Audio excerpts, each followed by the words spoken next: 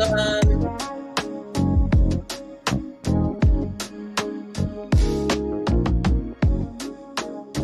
Welcome to our series. We're almost at the end of our series, guys. This is what, the 6th video under recognizing emotional manipulation. Give me a heart or a 1 if you can hear me just fine. Give me something in the chat. This is going to be a good one. This is going to be a good one.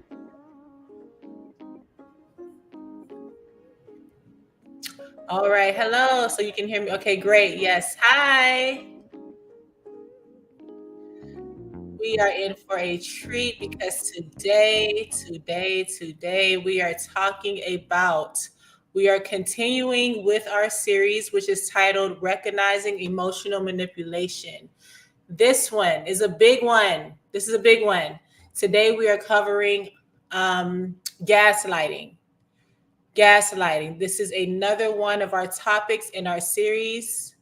And I am your host. Thank you so much in the chat. I am your host, Dr. Yaya Marie. I am the author of When Satan Plays Matchmaker, Exploring the Spiritual Side of Narcissism. Gaslighting. Have you ever been gaslit? Gaslit. I know I have. Hello. Hi, Facebook. I will be seeing you soon. Okay, so what is gaslighting? What is gaslighting? This is such a common tactic that manipulators use to basically get you to question your own reality. It's really sent to get you out of your own mind. It gets you to second guess your own decisions, second guess what was really said. It takes a jab at your confidence because you're left thinking, did I really do that? Did I really say that? You're questioning your own way of thinking, and that is very harmful to someone's self-esteem. Even if you don't think you have self-esteem issues, it is very harmful to have yourself second guess yourself. All right. So gaslighting is a common tactic, and it also is used to manipulate and to control the target.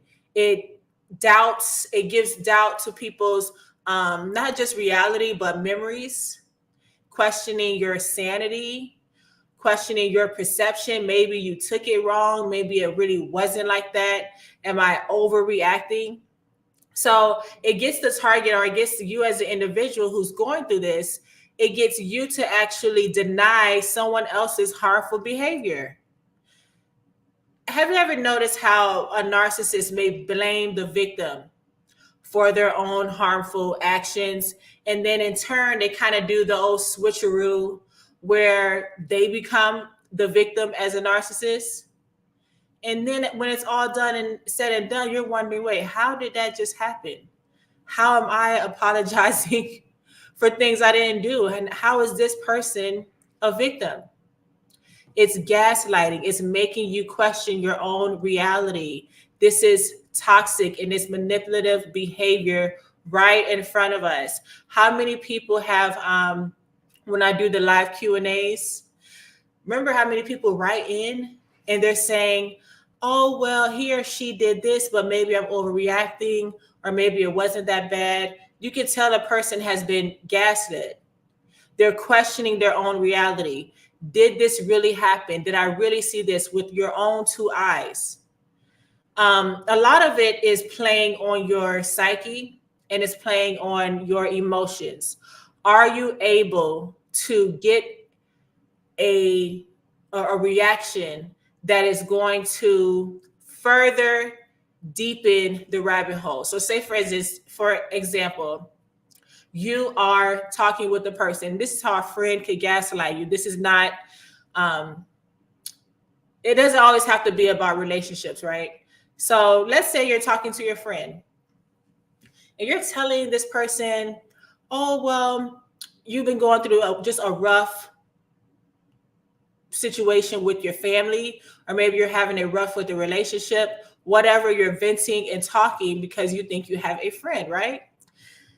So your so-called friend might turn around and say, oh, it's not that bad.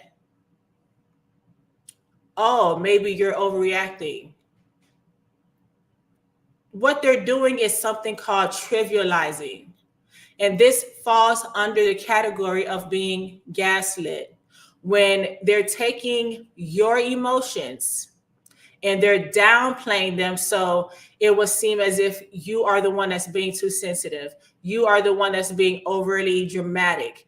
There's a big one where somebody who, let's say, is depressed, and then someone may say to the depressed person, "Oh, it's not that bad," or they'll say, "Oh, well, there's some people in Africa that don't have water," or something like that. I mean, it's really, yes, we know that. We know that people have it worse. We understand that. But when you're going through a moment of sadness or whatever you're going through, is it appropriate to downplay someone's feelings and say, get over it, basically, or, just don't want to hear it? It's not appropriate. Okay. And it's just trivializing, and it's making the other party, they do this for a lot of reasons. Some of it is control, some of it's manipulation, some of them, they just don't care what you're going through, and they just don't, frankly, give a darn, and they just don't want to hear it. Okay, so what they're doing is that's trivializing, and that falls under gaslighting. In the chat, Breezy says, it seems the narc does it to the empathetics. Yes. One thing about being an empathetic person, a narcissist will play on that, because of course we know that people that are empathetic, or some people like to use the word being an empath or whatever. As you can tell on this channel, I don't really go into the empath and the supernova empaths and things like that, because I'm more focused on all of these people are targeting good people. Whether you're an empath, super empath, supernova empath, whatever empath you have or that you are, these toxic individuals are targeting you. Okay. But yes, they do go after people that are more empathetic to other people's feelings. And this is why I always talk about staying in the logical side of things and not so much in the feeling aspects, or thinking with your heart on your sleeve and want to give people the benefit of the doubt. Those days are absolutely over. They should be over in your circle, your life. Okay, of course, we're not going around wanting to be mean to anyone, but at the same time, a lot of these things would be avoided if we had more logic into play. All right. So we talked about that a lot on the video with the future faking, because, with future faking, you can get out of those types of situations if you would just think logically. Somebody comes to you and says, hey, I want us to get married in, Dubai. We're going to have this big wedding and this is that. In reality, they can't even apply for a passport. They're unqualified. They have no money. You guys, it's just playing on your feelings, and they were going to play with your heart, or are playing with your heart. And it's just a manipulation tactic. That's all that is. Yes, they play on good-hearted people. Yes, the ones that want to help, the ones that want people to do better, the ones that will extend their resources and, will say, hey, let me help you. Let me do this. They're going to prey on those types of people. Oh, yeah, you had a supervisor used to gaslight you all the time to yourself and others. Yeah, you see this a lot in the workplace, the gaslighting. So, well, okay. When we're thinking about the epitome of gaslight, like where did this come from? So the actual term gaslight is from a 1944 film adaptation of the play Gaslight. Okay. So in this film, and I'm going to attempt to play the film, not on this video right here, but I want to make a separate video, just like having the movie playing. I don't know what the copyright things about that is, but I have to look into it.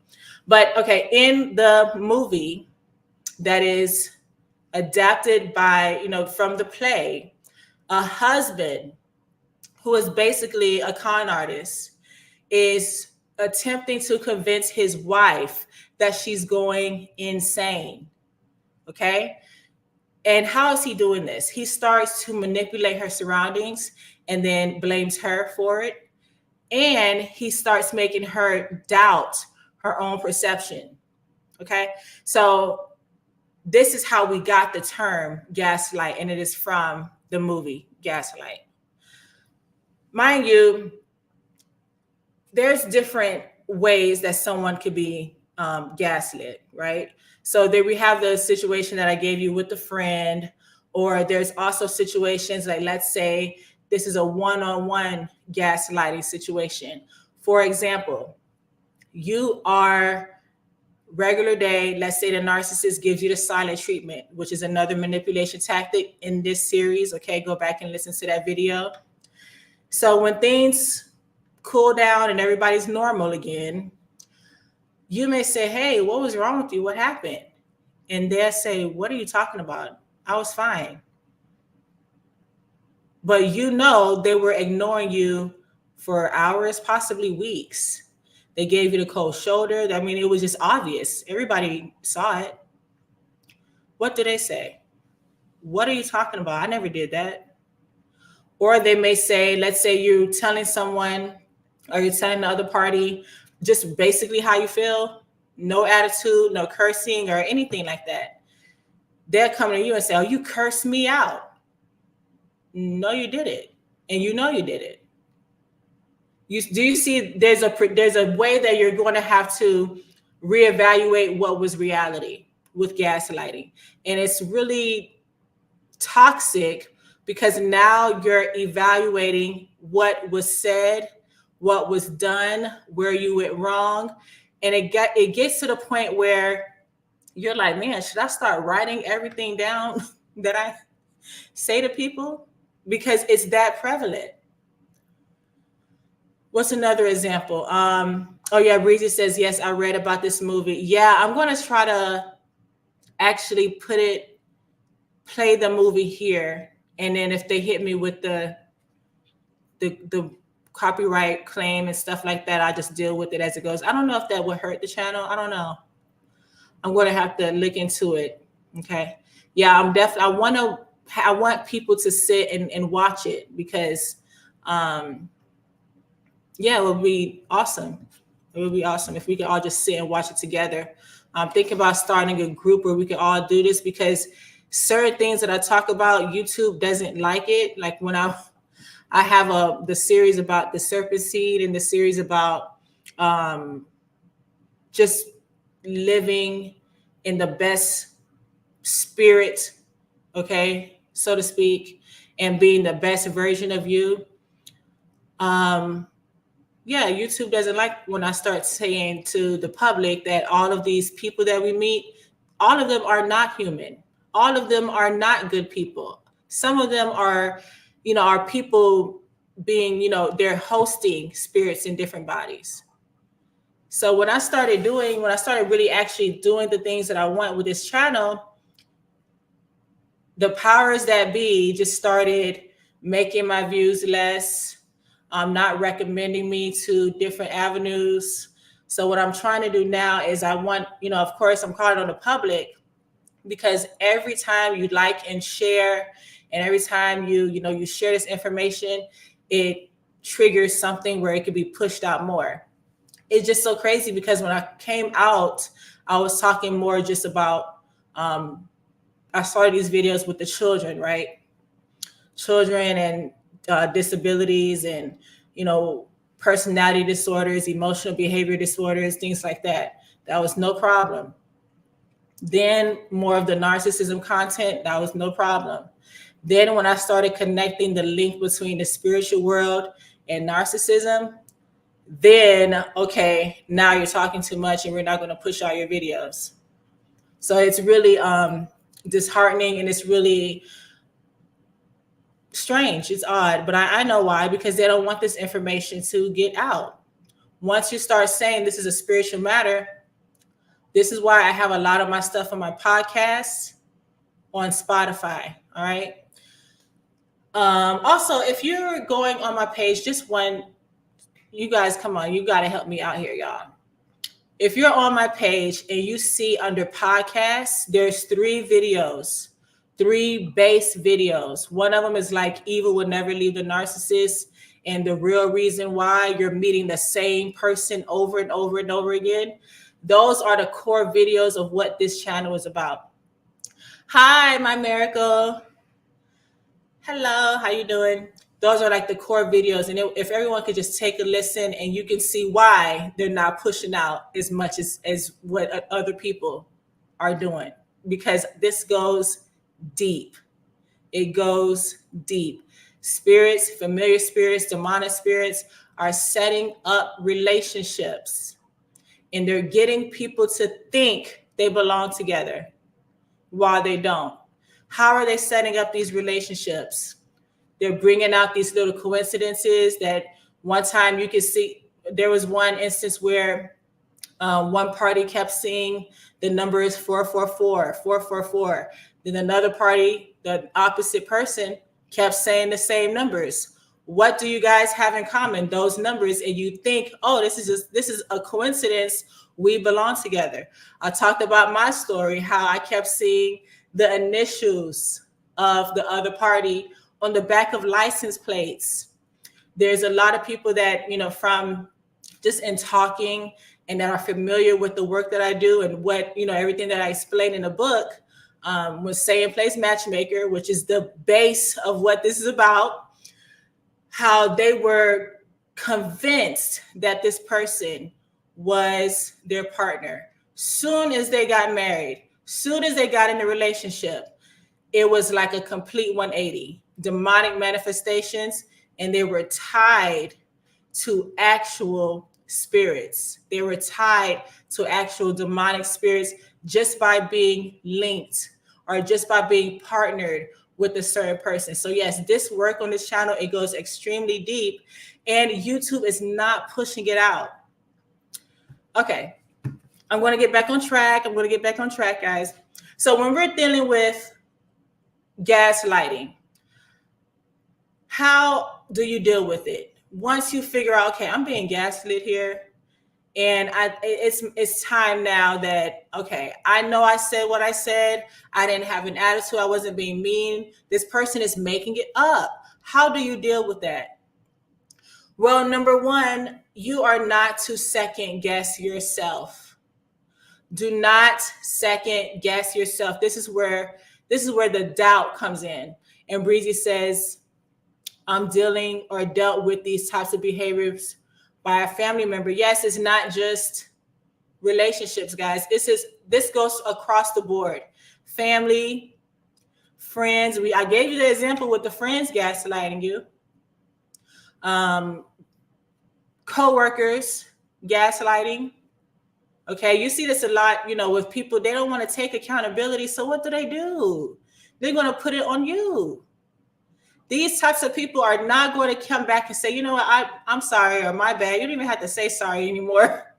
My bad and my fault sometimes could do some, can justify things, but they don't even want to do that. And that's the bare minimum.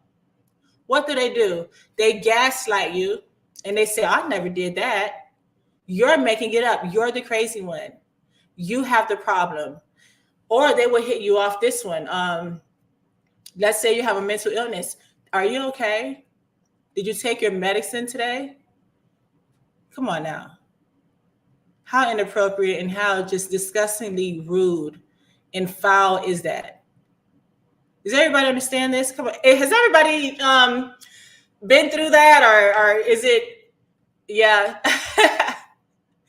Yes, this is crazy.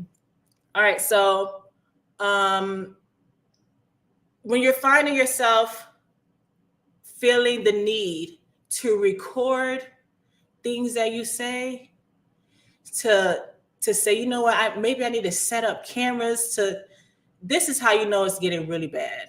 It's already bad before, don't get me wrong.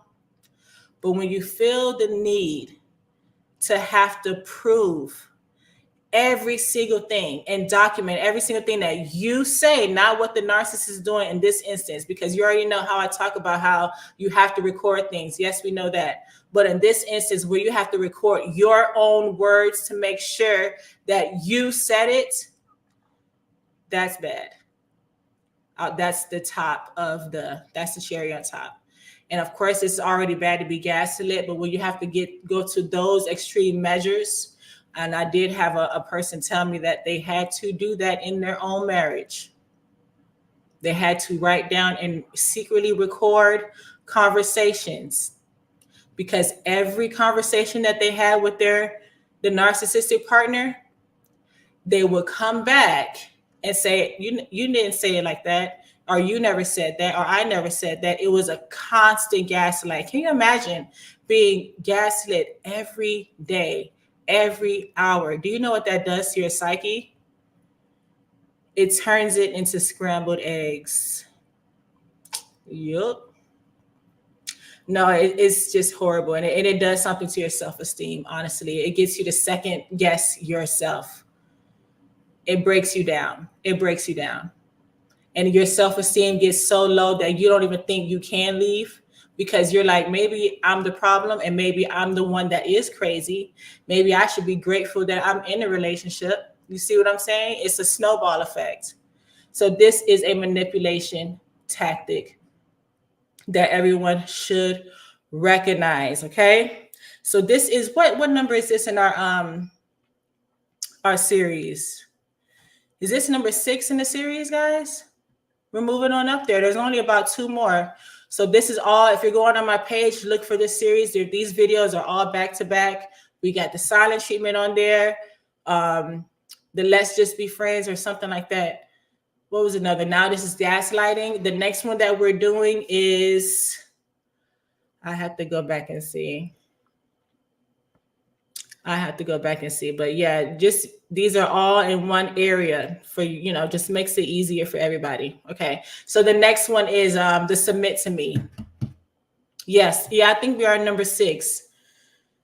Yep. So the next one in our series is titled Submit to Me. How is this a manipulation tactic? And I'm sure you've heard that on these mean YouTube streets, or possibly streets.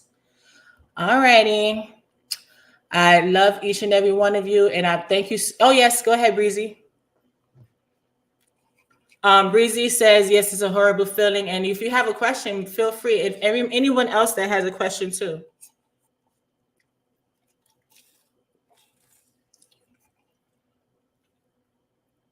In gaslighting, it would have to be many times. Yeah, I mean, people. You can be gaslit once, or if you have, people doing this constantly, that's a problem. But it doesn't have to be back to back to back. She's asking in gaslighting, it would have to be many times, right? No, it could be here or there, or I'm just, the more you are gaslit, the more that people will find you're in a toxic relationship. You're being broken down. Okay, everybody understand that? You're being broken down. It's chipping away. So they will start with just probably 1 or 2 times, get your reaction. Because remember, a lot of this is a test. It's a test to see how emotional you are, how they can weasel their way in, what they need to do or say that is going to trigger you, or what you're going to put up with. A lot of this is a test to see what you're going to put up with. Because what you said something to someone and they said didn't mean to gaslight. You have to type that one out again. Are you saying they said it, or? And My Miracle 79 says, I enjoy your content. Thank you so very much, and for reaching out and listening. Okay, thank you so much. It really means a lot. Now, Breezy, if you want to reword it, because she says, because I have said something to someone and didn't mean to gaslight. Um, I'm not too sure. Oh, yes, I have said just trying to empathize. Oh, okay, okay. Yeah, yeah. I mean, if you're saying this other person said it, they got all types of tricks up their sleeves. A lot of it is to see what you're going to take. Okay. How much you're going to take. Because that one little gaslight can start, it ignite, right? Speaking of gaslighting, like it will ignite. Like that one time could turn into a constant. Then you end up like the young lady that contacted me about having to write down and record everything she would say. Oh my goodness, I cannot imagine living like that. Sheesh. All right, so I'm going to see you guys on the next one, which is titled "The Submit to Me." All these people, these religious narcs, they're going to get so mad at me because they twist scripture. If you ever been on my past live shows, we did one about last year about the religious narcissists, and they will twist these scriptures. Oh my goodness! So the next one is "Submit to Me." Yeah. Yep. Yes, submit to their foolery, guys. All right. I will see you on the next one. Yes, love y'all. Bye.